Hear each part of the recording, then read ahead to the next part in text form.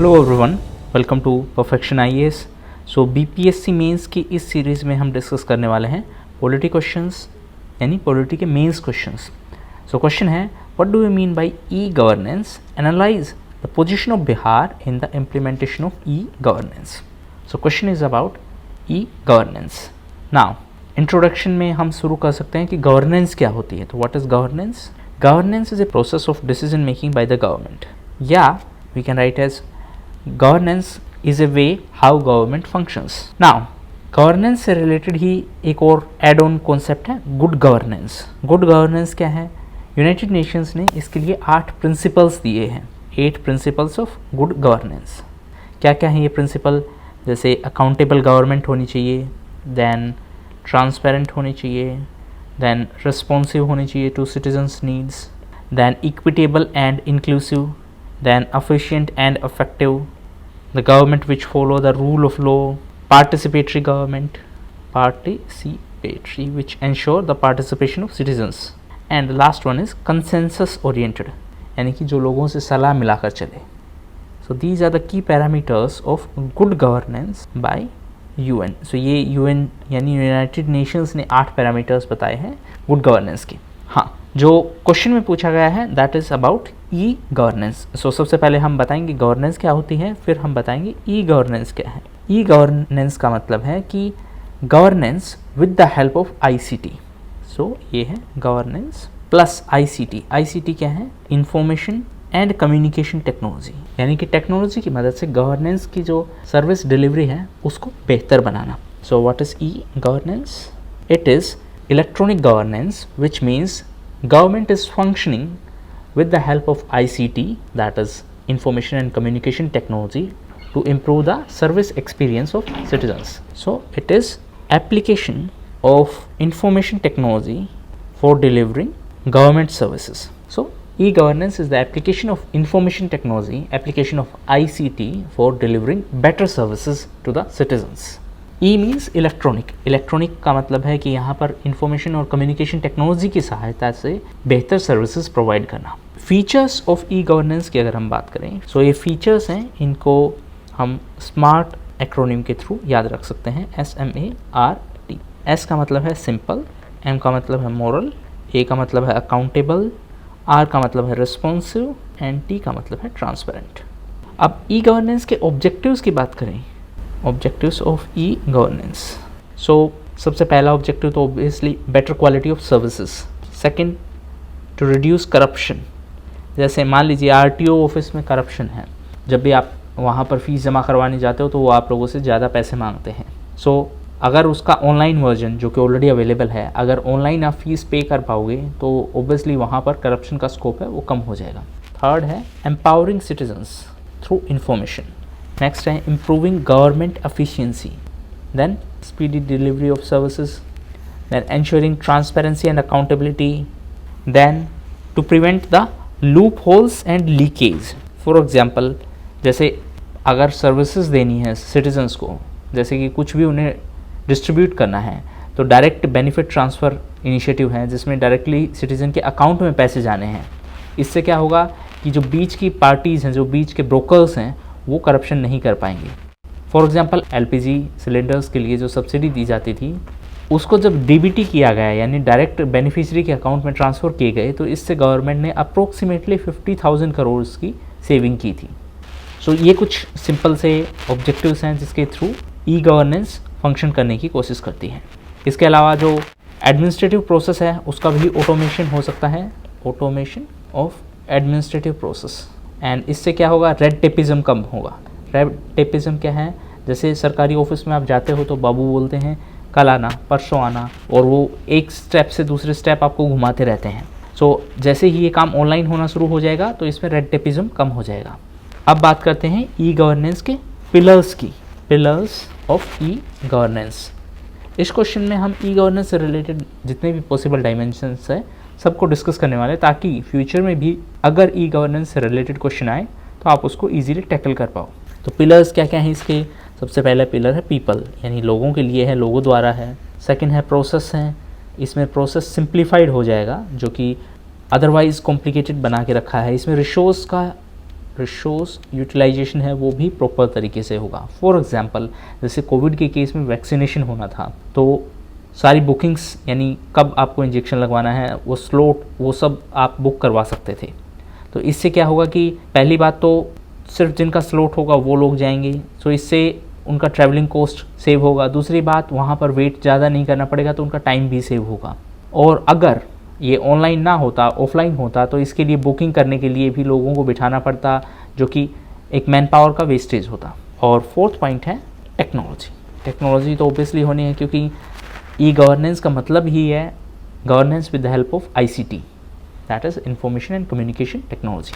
अच्छा, यहाँ पर कुछ और ऑब्जेक्टिव्स या सिग्निफिकेंस आप लिख सकते हो कि होता क्या है इससे। जैसे ई गवर्नेंस, एक तो डुप्लीकेशन के जो एफर्ट हैं वो कम हो जाते हैं। डुप्लीकेशन कैसे होगा, जैसे दो जगह पर अलग अलग रजिस्टर्स हैं, तो वहाँ पर अलग अलग एंट्री करनी होगी। लेकिन एक बार अगर सेंट्रल डेटाबेस बन गया with the help of computer, तो जैसे ही कंप्यूटर में जो भी इंफॉर्मेशन फीड की जाएगी वो ऑटोमेटिकली एक जगह ही स्टोर हो जाएगी। इससे कोऑर्डिनेशन भी बढ़ेगा, सर्विस डिलीवरी भी बेटर होगी, सिटीजन भी पार्टिसिपेट कर पाएंगे। सो सिटीजन्स फीडबैक के लिए भी क्विक सिटीजन फीडबैक, जैसे फॉर एग्जांपल अगर आपको आज के टाइम में आधार कार्ड डेटा चाहिए है, सो आधार कार्ड आप ऑनलाइन डाउनलोड कर सकते हो। ऐसे ही आप बाकी सब सर्विसेज के लिए भी ऑनलाइन अप्लाई कर सकते हो। फॉर एग्जांपल ड्राइविंग लाइसेंस को रिन्यू करवाने के लिए आप ऑनलाइन अप्लाई कर सकते हो। सो ये सब एग्जांपल हैं। लेकिन ई गवर्नेंस के एग्जांपल और उसकी इम्प्लीमेंटेशन के साथ साथ इसकी कुछ लिमिटेशंस भी हैं। लेकिन उससे पहले हम डिस्कस करेंगे ई गवर्नेंस की पोजीशन बिहार में क्या है। Bihar's position in e governance, Bihar in e governance. So सबसे पहला तो वैक्सीनेशन स्लॉट बुकिंग के लिए, वैक्सीनेशन के टाइम पर स्लॉट बुकिंग के लिए ई गवर्नेंस टेक्नोलॉजी का इस्तेमाल किया गया था।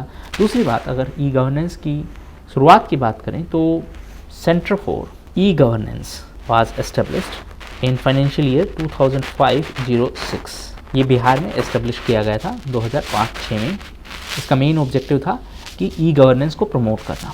तो बिहार में जो जो ई गवर्नेंस रिलेटेड इनिशिएटिव हैं उनको एक एग्जांपल के थ्रू हम एक्सप्लेन करने की कोशिश करेंगे। For example information call centre है, यहाँ से आपको इन्फॉर्मेशन मिल सकती है डिफरेंट गवर्नमेंट इनिशिएटिव्स की।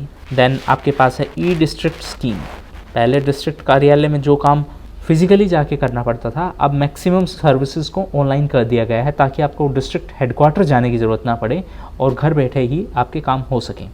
इसके अलावा Bihar public grievance redressal system, इसके अलावा हाउसिंग अलोकेशन का जो सॉफ्टवेयर है, housing software, then e panchayat and e Gram, then procurement के लिए e procurement initiative, then biometric verification के लिए ई शक्ति प्रोजेक्ट जो कि है बायोमेट्रिक वेरिफिकेशन के लिए, देन ई कमान।